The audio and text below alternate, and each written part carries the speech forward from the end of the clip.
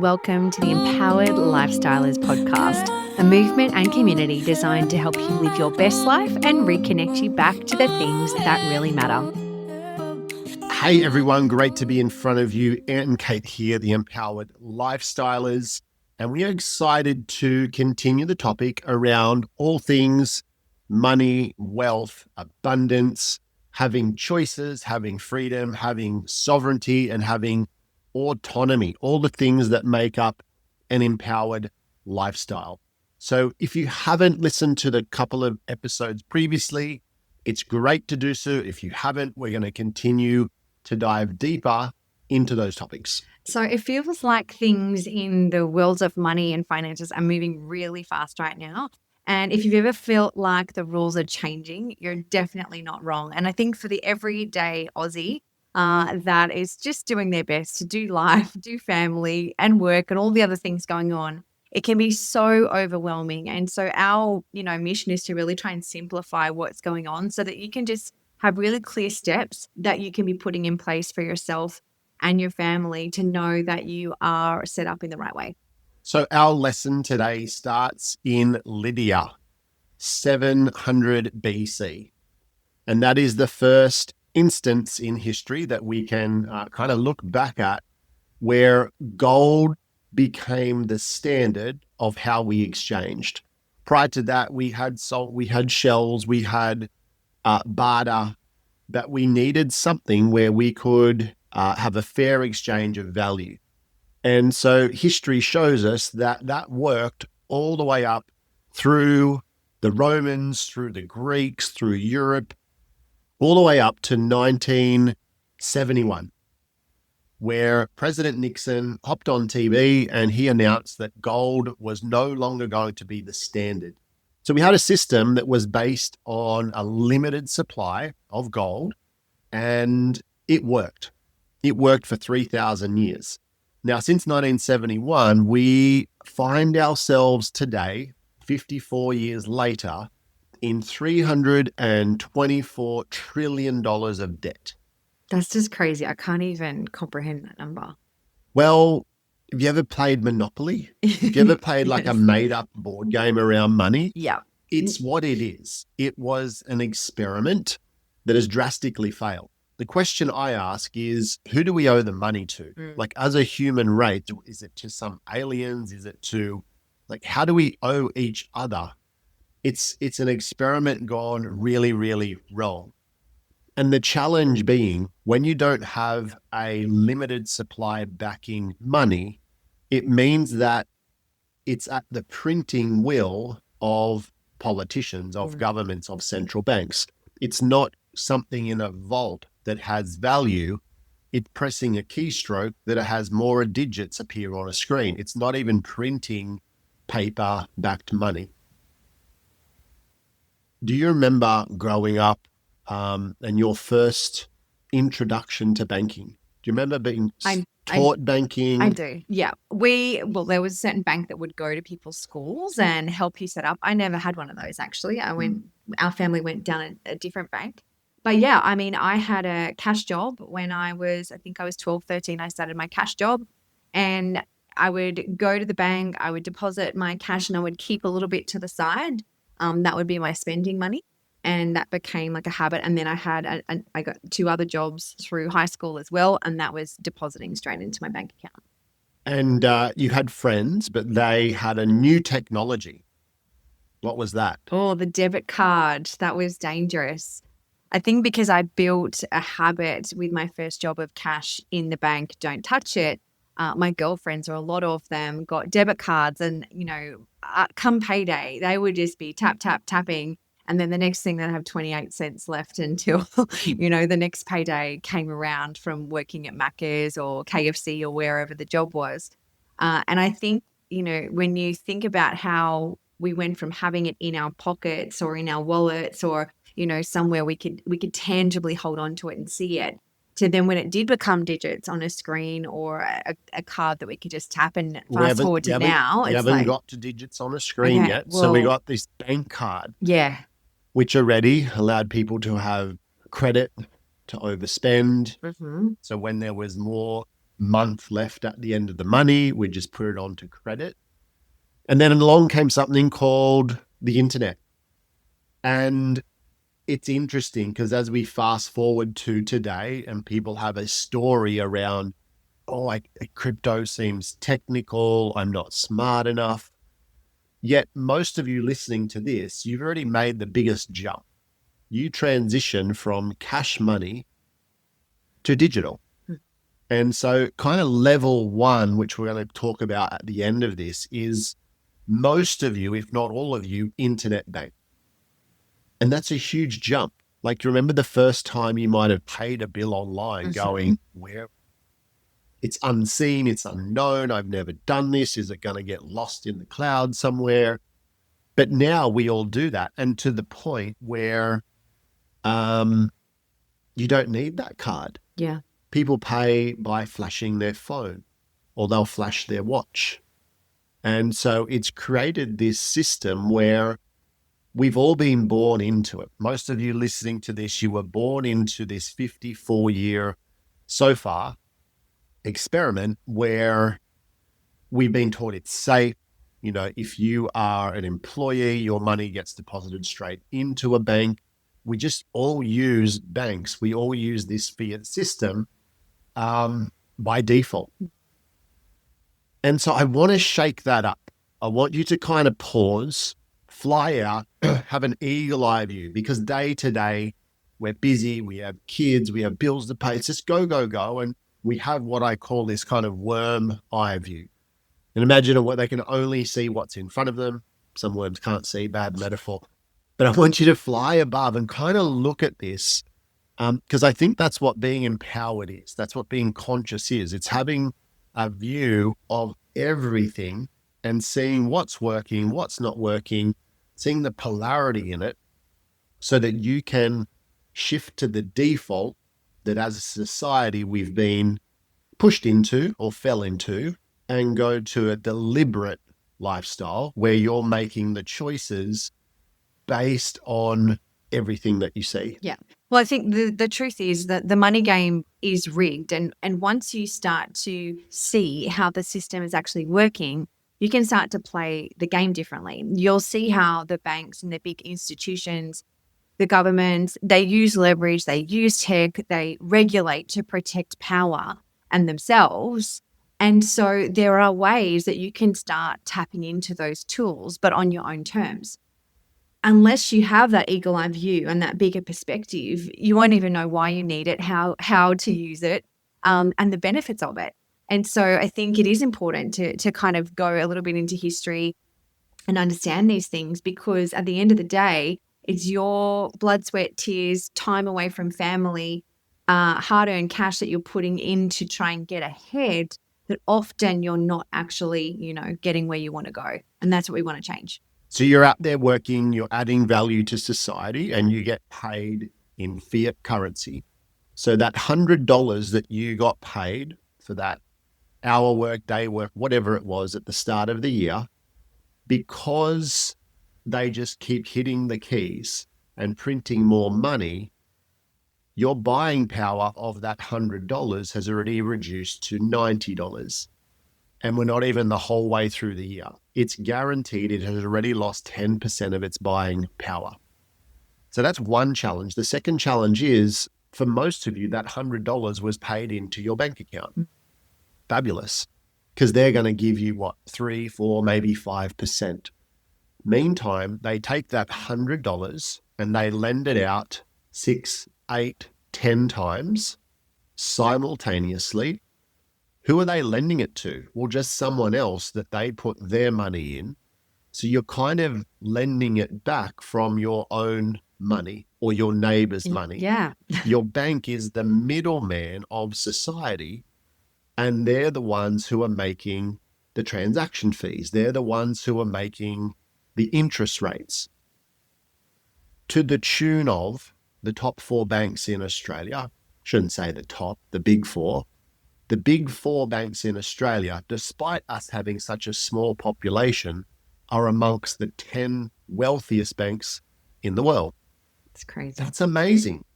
And so this is what I want you to shift right now. Instead of going, we're victims, this sucks. Like, that's an incredible business model. That's incredible. You're taking someone else's money, lending it to someone, and you're collecting all the fees to the tune of $32.4 billion. That's what the four banks in Australia profited last financial year after tax. And I think, as I was raised, it was that the banks take care of your money. They protect your money. If you go back a few generations, most people knew their bank manager by name and it was very relational. Whereas now I think it's just, if you see them purely as a business trying to get maximum profit for themselves and their shareholders and whatever, it's a very different view. Because all of a sudden it's like, hang on a second, no, they're trying to maximize as much as they can from my dollars that are sitting there. And so, most people are lucky to earn 1 to 5% in interest. Interestingly enough, I heard a statistic that about 90% of wealth held in Germany is held in 0% earning interest accounts. So it's not just an Australia thing. We're talking global. This is a global phenomenon that's happening. But, it's so important that you understand how to see how they're playing the game and then how you can join in it as well. Absolutely. So 3,000 years, gold backed, it worked. 54 years, we arrive at 324 trillion in debt. The money that you got paid, that $100 at the start of the year, when you read the terms and conditions of your bank, it's very easy. Pop in ChatGPT, whatever bank you're with, terms and conditions as it relates to whatever. And it will show you how it is now the bank's money.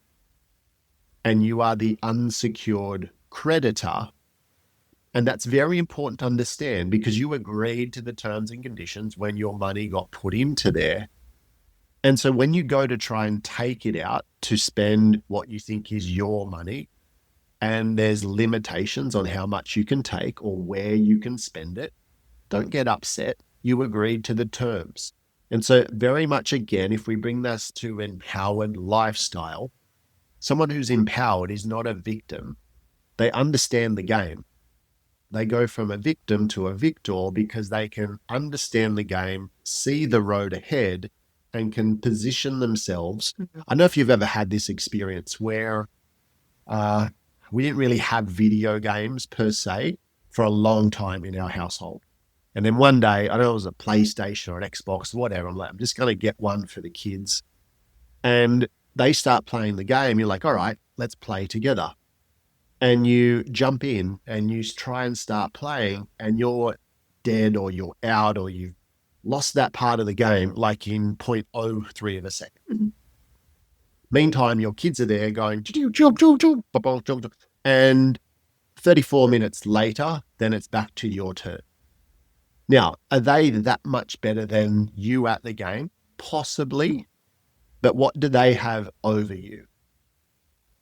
They know the road ahead. They know that when they get to that corner and they look around there, a little alien's going to jump out there. So it's the same principles that you can apply to life. If you know the road ahead, and that's really what we have done for ourselves. We've sought out people, organizations, communities that are just way ahead of certain areas of life and either got time around them, spent money with courses for them, because that's invaluable. Mm.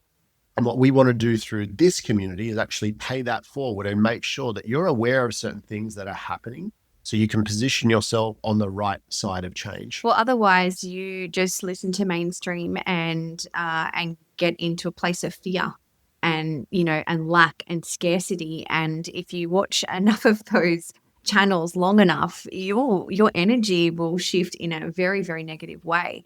And so, that is why it is so important, to be around people that have gone that journey a little bit further down the track for you. And, some tools that we've adopted as we started to look for solutions, not just feeling stuck, is, stepping into DeFi. And some of these words might feel like, what are you talking about? But utilizing smart contracts and liquidity pools. And that's something that was not part of my vocabulary, 3-4 years ago. actually using automation and using trading in AI, which again, for a lot of people, AI is like a bad thing, yet there's a great side to it as well if you know how to use it. My dad said to our kids at a very, very young age, fire can be your best friend or your greatest enemy. Same with social media, same with technology, same with AI. If you know how to use it, you know the rules of the game, you can really accelerate where you want to go in life. But it can also consume you if you aren't the one in the driver's seat. So, learning how to diversify across different currencies and assets, so not everything that you hold is in fiat currency in a bank, is a really smart move as well. Because this 54-year experiment is coming to a close. If you have tried to get money out of the bank, you realize it's somewhat difficult. If you read some of the headlines, if you look at the transition of what prominent people who hold a lot of wealth, they're either CEO of big companies, your Fidelities, your BlackRocks, or even governments, you're going to see almost a crossroads or a fork in the road where there's been this conversation around two things. One is this digital currency. So we had the emergence of Bitcoin after the GFC, 2008. Bitcoin started 2009. And so that's kind of gone through the ridicule, the attacks. It's black money. We kind of referenced a lot of this in the previous podcast. That those same people who had such nasty things to say, even right up till the end of 2020, are now some of the biggest holders of cryptocurrency. And then you've also got this emergence of central bank digital currency. So just like we went from cash money to digitization, where money is just digits on a screen, we also went from the internet, which is a centralized control that we all get to use, to now blockchain, which is decentralized. And so the whole matrix or the fabric of how a blockchain is made is we all get to participate. We can all have a contribution to that. There's no central mechanism of power or central mechanism of wealth or control. And so you have this transition where we're either going to be on the side of change where it is central bank digital currency. And the key word there is central, because it's still centralized, meaning that the digits on a screen that are in your bank account will now transition to blockchain. But it means the money is now programmable. It can have an expiry date. It can be attached to your digital identity. It can be limited to what it could be spent on. It could be attached to your behavior in society. So this is arguably the biggest intrusion of our autonomy, of our freedom. And it's a little bit, they're very much laid out in their agendas and said, this is what we're doing. Like the pilot study is completed in Australia. There's 130 countries who have already done their pilot study and ready to implement this. And Kate will touch on that in just a second. And so for me, that is a little bit of a warning sign. That is not how I want to live my life with our value of freedom and family. And so again, it's not getting upset at the situation. It's actually looking, okay, what alternatives are there? And so you've got this other side of the game, which is this DeFi, this decentralized finance, where you can, by all accounts that we've already explained with the banks, where they print money, they get the transaction fees, they can provide they can provide liquidity for people and take interest rates. This whole ecosystem has been created in decentralized finance. It's powered to the people. It is. And it's really what Bitcoin started as. And now, by a lot of accounts, Bitcoin has lost that sovereignty. We have, governments, we have BlackRock, JP Morgan, all of these big institutes who are buying billions of dollars of it, which kind of goes against the grain of the people's money. And if it's just another reserve currency, are we back to fiat money in that realm? But don't fear. Again, we look at that as something that's paved the way for other currencies, for other decentralized, autonomous organizations that have created ecosystems where we can transact our wealth. So, Well, I want to talk about something that's just happened recently, and you can Google this as well. It's been across the news. But recently, just in Vietnam, something really big happened in the banking world. Over 86 million bank accounts were terminated or frozen because they hadn't been verified with biometric data under new digital identity requirements. And so essentially, it's around 200 million bank accounts in Vietnam. But once they brought in facial scans, fingerprints via the government's system, only about 113 million were actually confirmed and verified. And so there's 86 million accounts that have not been verified, either by people choosing not to because they don't want to have to play by the game, or it's frozen as of September 1.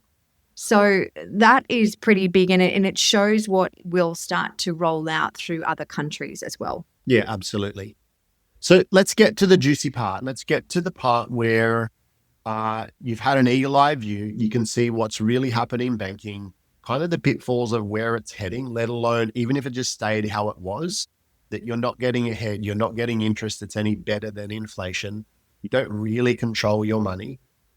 And how do we get our hands on other currencies that we do hold the keys to, we can spend, and we can have our money work better for us? Mm-hmm. So maybe go through the levels that we see that people can transition to as a bit of an audit for you to go, all right, well, where am I in this hierarchy? And then where do I want to move to? And what are the steps I can start taking? Yeah, because you might feel like this is all new language and you're on a learning path, and that's perfect. But, for a majority of people, you've all started at level 1 where you have a bank account and you can access your money and you can spend it. That's great. Level 2 is someone that has a bank account, but you also have you've got a centralized exchange with cryptocurrency. So you've set up an account with many of the different global exchanges. And so that's great. Maybe you own some cryptocurrency of some sort. You've heard about Ethereum, you've heard about Bitcoin, you've got XRP, and that's sitting in a wallet that is on a centralized exchange, meaning you have an email and password to connect to it, but they control everything. They see everything and they control everything. Okay. Now, less than 8% of the world's population actually has cryptocurrency at this point in time. So if you're level 2, you're literally one of 8% in the world, which is pretty amazing. Level 3 is you've got a bank account, you've got a exchange on a cryptocurrency platform, and you also know how to use and spend your cryptocurrency. You might have a debit card connected to your cryptocurrency that you have, and you have the ability to, depending on what country and jurisdiction you're in, to be able to access and utilize that. So that's 3. I think that's a big thing for people. They're like, oh, I've got this crypto, but what do I do with it? Yeah. And they don't realize it's real tender. You can use it instantly. You just need to know how to set up the pathway. And it's kind of like Visa. It's kind of like MasterCard in the crypto world. Yeah. I remember when we were in Japan for our daughter's birthday, there was Bitcoin ATMs over there, and that was like in 2018. Yeah. Yeah. And it was like, whoa, this is, really ahead of the times. And now it's becoming more and more easy to be able to use your crypto. So that's level 3. So maybe if you're sitting at level 1 right now and you don't even have, a crypto account, then you can start to look at that pathway and how you can move along. Level 4, you've got a bank account, you've got a crypto exchange, you have the ability to use and spend your money. Level 4 is you have the keys to the wallet. So your crypto isn't necessarily on a centralized exchange. You now have it in your own possession, be it on a cold wallet, cold storage. It could be a Trezor or a Ledger, or it's a private custodial wallet that you have. And so what that means is, if you think of it in physical terms, if you held any precious metals and you have a safe on your property and your precious metals are in a safe, having private custodianship over your cryptocurrency is exactly the same. And I think this is the big thing. People go, yes, I made the step. I've got some crypto. They don't realize how transparent it is. They don't realize how not in control it is, how it is still able to be lost, hacked. Yeah. Because if you don't, the saying in crypto is if you don't hold the keys, you don't hold the coin. And so number 4 is a really big step. The way we teach people is we put step 4 ahead of step 2. Like you don't enter this game until you've set up your safe. You've set up your wallet so you're in control. But the exciting thing, I think, where people don't even realize what's available is level 5. Yeah, level 5. Level 5 is where you have all of those steps in place. You've got the keys to your own crypto. You've got the ability to spend it. And you've also stepped into the decentralized space. Anthony was talking about how the banks have mechanisms to be able to, earn interest and multiply the money that we have, the cash in the bank. This allows you to play that exact same game with your cryptocurrency in the decentralized space. And so there's things such as liquidity pools.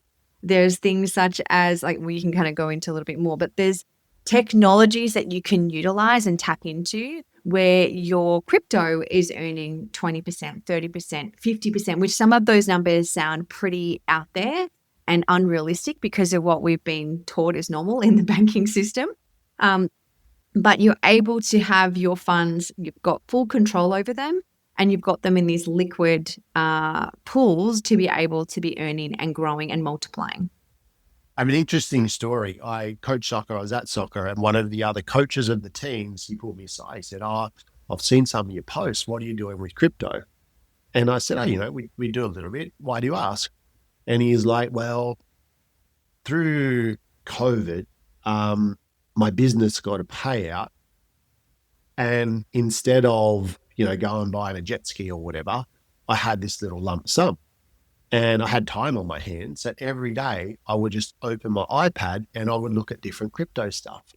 And I found this thing called liquidity pools. I'm like, that's cool. Dude, that is awesome. So I put it into liquidity pools and now it just makes money week in, week out. I don't have to touch anything. It does it. That is a very, very rare story because most people get into crypto because, oh, my mate, there's this hot coin. You should buy it now. And there's no utility to it. There's no backing. There's no vision. It's very much on emotion. And so what's great about AI, what's great about bots is automation. Mm-hmm. You think about when most people buy a crypto coin, it's because it's in a headline, which means it's already on the way up and it's probably peaked. Or you have someone like a Larry Fink, CEO of BlackRock, going, 2017, 2018, this is bad, this is black money, it's a Ponzi scheme. And then he owns one of the biggest owners of it 2 years later. And so you have these people who are kind of manipulating the market with their influence to decrease the price, buying up and shifting like that. Or right now, Bitcoin's taken a massive hit. And a lot of it is because $1 billion of it was sold. So instead of it being the people's money, where it's very diversified, you've got these whales who own lots and lots. And so it's just had a huge drop. And so what that does to people who have a little bit in and they're emotional, going, oh my goodness, it's crashing, sell. Now, when would you want to buy currency? When it's really high or really low? When should you be selling it if you're going to sell it? It's the opposite to our emotions. So when you use automation, bots that just are programmed to buy, sell, or to print a currency, then it takes out your time, takes out your emotion. You don't need to be attached to it. You just implement these, kind of like the terms and conditions attached to your banking. Banks don't have emotion. They just get your money. They go blend it out. The transaction fees are there. The terms and conditions are there. It's emulating what the banks do, but in the decentralized world. Now, we've stepped into this space. It's been a game changer. Our background is not this. Our background is health. Our background is parenting. But I see this as a one of those things. Ignorance is not bliss. You can't have your head in the sand about this and go, oh, someone will save me. The government will look after me. Someone else will do the right thing by me. This is something where if you don't get ahead of the game, if you don't make the changes, it's okay, but you'll be on the side of change where you will have limitations, you will have restrictions. And I don't think the people listening to this podcast, that's what they value. Yeah, I think that for us, we want to help as many people step into level 4 and level 5. So to have your own cryptocurrency, a portion of your fiat that is not in the centralized space, that is working for you, that is automated for you so that you can do life, you can do family, and it will grow. You don't have to eat into the capital that you've got sitting there, that it's actually growing for you in mechanisms that you don't necessarily have to understand the ins and outs and all the big words.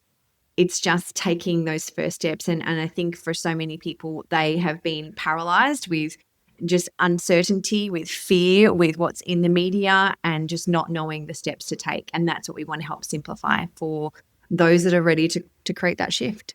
Yeah. So let's wrap this up with some steps that you can take. Step 1, do an audit of your money. Yeah. You know, for a lot of people, they've got things lying around you just don't use. Can you sell that? Can you free up an amount of capital? Can you stop some subscriptions and start to get more of your money in the black? Because freedom comes from having your money work harder than you do. You want to accumulate enough and have it deployed where it's growing, but it's also spinning off money that's covering your day-to-day life. Then you're not exchanging time for money. And so there's 2 aspects to it. One is, what's the lump sum I can get started with? And then the second one is, what's my ongoing? If you have more month left at the end of your money, we want to be able to shift that so that you have a little bit left over that you can invest on an ongoing basis. We call this dollar cost averaging. And so you want to come up with 2 figures. What's the amount I can get started with? And what's the amount I can dollar cost average month in, month out? No emotion. It's just a system. And it might be $10. It might be 100. It could be 10,000. It's not about the amount. It's about the habit to get into. Absolutely. Most people say, oh, once I earn this much, then I'll save. Once I have this much, then I'll contribute to a charity. It doesn't work that way. Believing is seeing. Okay. You've got to do the action, then it will appear. It's building the muscle. And I think as well, you know, some of you, if you look at your statements, your bank statements and what's going out, and you look at possibly some of the subscriptions you have that, you know, you don't use, you don't watch, what are some things you can cancel, like Anthony said, sell, stop doing, so that you actually are putting money aside that's growing for you instead of just spending and consuming. Some of you are going to be listening to this right now and you don't have any money making money for you at all. That's not good, because that means you are having to trade your life every week so that you can collect more money so that you can go do life. This is about shifting that. And it doesn't matter if you start with a small amount, but you just got to start. The second thing is do a time audit. There's phases of my life where I'm just in blob mode and I'll finish the day and I'll go watch YouTube or I'll watch a series, and that's okay. If you want to change the trajectory financially for your family, maybe the subscription that you're paying for, you not just brought back money, but you just added 15 minutes, half hour a day that you can put towards diving into this topic. Because when you start to get educated, not just opinionated, not indoctrinated, but you have an understanding, you have a comprehension, that is empowerment. You're not going, oh, I really like those people, I'm going to do what they said. Don't do that. You want to come from a decision based on certainty of things that you've arrived at through your own deduction. And so there's things that we can put you in front of that we've done, things I would suggest not to get a part of, just because it's not a good return on investment from the time, but other trainings, other communities, other ongoing weekly things that are free that you can be in front of and learn as you're going through this. then it's just about taking action, helping you if you're at level 1. Well, how do we set up a way that you can get your first little bit of crypto? And then how do we make sure that that crypto that you've got landed in a wallet that's safe, that's secure, that's yours? Once that's done, how can we deploy some of that into technology where it is mining crypto for you? That is the way that crypto comes to market. So instead of buying the coin, it's like this. The people who made the most money out of the gold rush were not the gold miners. They were the people who were selling the picks, the gold mining equipment. If you have the gold mining equipment and that's what is harvesting crypto for you, that's on autopilot. And then as that accumulates, and that's what we want to do, we want to accumulate as much of this asset, and then we want to have it deployed so it's working for you. Most people, though, even if they've done well, if they've bought low, then they sell high. Once you've sold it, now the asset, what if it's gone doubled and then next year's doubled again, but you've already spent it? How can you hold it and it realizes value? And that's what banks do. So how can you take that asset, put it into something like a liquidity pool, where on average, it's kind of collecting 30, 40, 60% per annum, not 3 to 4% in a bank account. And you don't have to sell the asset of your crypto. And then what it's spinning off starts to replace some of your lifestyle costs. Or it pays for things that means now you've got more to dollar cost average in. So this is a system. It's definitely not financial advice. It's just a recipe. It's a blueprint that we've used, that we're seeing thousands and thousands of people in what's called a DAO, a decentralized autonomous organization. Think of an organization that's like a bank in the decentralized world, where we're on the right side of change, where we're seeing people realize freedom, people becoming empowered, people having choices about how they spend their time, where they're getting to holiday more, where they're taking back days of work that they don't enjoy, where they can start to move into a passion project that actually lights them up. So we're excited for you. We're excited that you've tuned into this, that you're come this far. But to know and not do is to not know. And so my prayer for you, my urge is that wherever you're at in that level 1 to 5, tune in, check in with us. We're going to add some resources below, or connect with us so we can help you guide into that next level. How did we arrive here? From health, from chiropractic? We've always been about freedom. For me as a chiropractor, it was freedom of expression, freedom of movement, freedom of vitality. And this is no different. Setting up with this system, setting up with this level of autonomy, sovereignty, freedom with your finances is true power. Yeah, absolutely. So if this is speaking to you and you want to start taking the next step from level 1 and above, you can go to empoweredlifestylers.com/DeFi/DEFI. And we'll pop the link in the show notes. And you might need to re-listen to this one. And if you haven't listened to our previous few episodes, I encourage you to go back to those as well. The more you hear the terminology, the language, the concepts, the more it will become easier to understand, and you'll feel really confident when you start to make those steps towards change.